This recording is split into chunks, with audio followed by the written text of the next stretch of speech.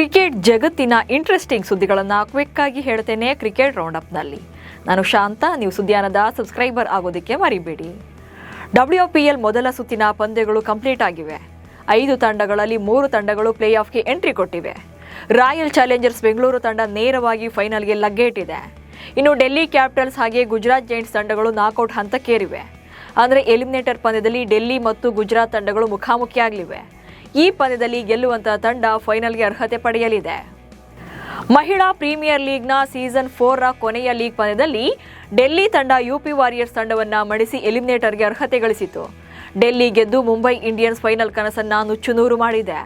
ಮುಂಬೈ ತಂಡ ಎಲಿಮಿನೇಟರ್ಗೆ ಎಂಟ್ರಿ ಪಡಿಬೇಕು ಅಂದಿದ್ರೆ ಈ ಪಂದ್ಯದಲ್ಲಿ ಡೆಲ್ಲಿ ಸೋಲ್ಬೇಕಿತ್ತು. ಆದರೆ ಡೆಲ್ಲಿ ತಂಡ ಗೆದ್ದು ಮುಂಬೈಗೆ ಶಾಕ್ ಕೊಟ್ಟಿದೆ.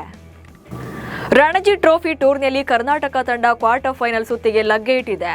ಪಂಜಾಬ್ ನೀಡಿದಂಥ 250 ರನ್ಗಳ ಗುರಿ ಬೆನ್ನಟ್ಟಿದಂಥ ಕರ್ನಾಟಕ ತಂಡ ಭರ್ಜರಿ ಗೆಲುವನ್ನು ಕಂಡಿದೆ. ದೇವದತ್ ಪಡಿಕ್ಕಲ್ ತಮ್ಮ ಚೊಚ್ಚಲ ನಾಯಕತ್ವದಲ್ಲೇ ತಂಡವನ್ನು ಗೆಲ್ಲಿಸಿದ್ದಾರೆ. ಜೊತೆಗೆ ಭರ್ಜರಿ ಸೆಂಚುರಿ ಸಿಡಿಸುವ ಮೂಲಕ ಪಂದ್ಯ ಶ್ರೇಷ್ಠ ಪ್ರಶಸ್ತಿಯನ್ನು ಕೂಡ ಪಡೆದರು. ಇನ್ನು KL ರಾಹುಲ್ ಹಾಗೆ ಶ್ರೇಯಸ್ ಗೋಪಾಲ್ ಅವರು ಅರ್ಧಶತಕ ಬಾರಿಸಿದ್ದು ಕೂಡ ತಂಡಕ್ಕೆ ನೆರವಾಯಿತು. ಕಿಚ್ಚ ಸುದೀಪ್ ನೇತೃತ್ವದ ಕರ್ನಾಟಕ ಬುಲ್ಡೋಸರ್ಸ್ ತಂಡ ಸೆಲೆಬ್ರಿಟಿ ಕ್ರಿಕೆಟ್ ಲೀಗ್ನಲ್ಲಿ ಫೈನಲ್ನಲ್ಲಿ ಬೆಂಗಾಲ್ ಟೈಗರ್ಸ್ ತಂಡವನ್ನು ಸೋಲಿಸಿ ಚಾಂಪಿಯನ್ ಆಗಿದೆ.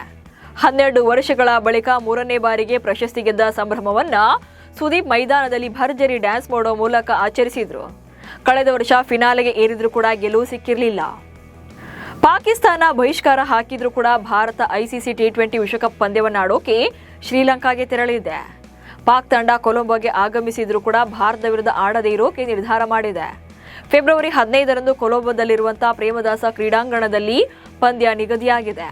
ಭಾರತ ತಂಡವು ICCಯ ಶಿಷ್ಟಾಚಾರದ ಪ್ರಕಾರ ಶ್ರೀಲಂಕಾಗೆ ಪ್ರವಾಸ ಕೈಗೊಳ್ಳಲಿದೆ. ತಂಡವು ವೇಳಾಪಟ್ಟಿಯ ಪ್ರಕಾರ ಅಭ್ಯಾಸ ಕೂಡ ನಡೆಸಲಿದೆ. ಪಂದ್ಯದ ರೆಫರಿ ಪಂದ್ಯವನ್ನು ರದ್ದುಗೊಳಿಸುವವರೆಗೂ ಕೂಡ ಟೀಂ ಇಂಡಿಯಾ ಕಾಯಲಿದೆ. ಭಾರತದ ವಿರುದ್ಧದ T20 ಪಂದ್ಯವನ್ನು ಬಹಿಷ್ಕರಿಸಲು ಪಾಕಿಸ್ತಾನ ನಿರ್ಧರಿಸಿದ ಬೆನ್ನಲ್ಲೇ ICC ಪಾಕಿಸ್ತಾನ ಕ್ರಿಕೆಟ್ ಬೋರ್ಡ್ಗೆ ಬಹಿರಂಗ ಪತ್ರ ಬರೆದಿದೆ. ಈ ಪತ್ರದ ಮೂಲಕ ತನ್ನ ನಿರ್ಧಾರವನ್ನು ಬದಲಿಸುವಂತೆ ಕೇಳಿಕೊಂಡಿದೆ.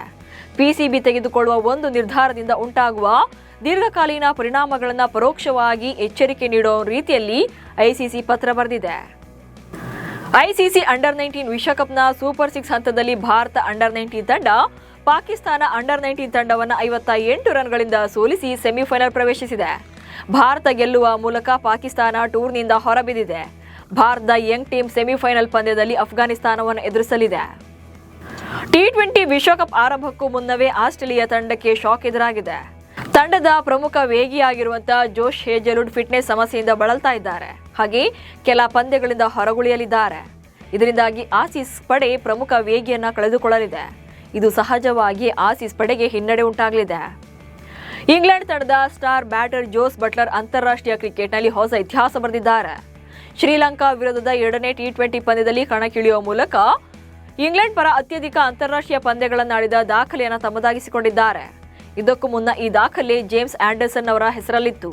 ಬಟ್ಲರ್ ಈವರೆಗೆ 402 ಪಂದ್ಯಗಳನ್ನಾಡಿದ್ದಾರೆ. T20 ಇತಿಹಾಸದಲ್ಲೇ ಆಸ್ಟ್ರೇಲಿಯಾ ಪಾಕಿಸ್ತಾನದ ವಿರುದ್ಧ ಹೀನಾಯ ಸೋಲು ಕಂಡಿದೆ. ಈ ಪಂದ್ಯದಲ್ಲಿ ಮೊದಲು ಬ್ಯಾಟಿಂಗ್ ಮಾಡಿದಂಥ ಪಾಕಿಸ್ತಾನ 20 ಓವರ್ಗಳಲ್ಲಿ 207 ರನ್ಗಳನ್ನು ಕಲೆ ಹಾಕಿತ್ತು.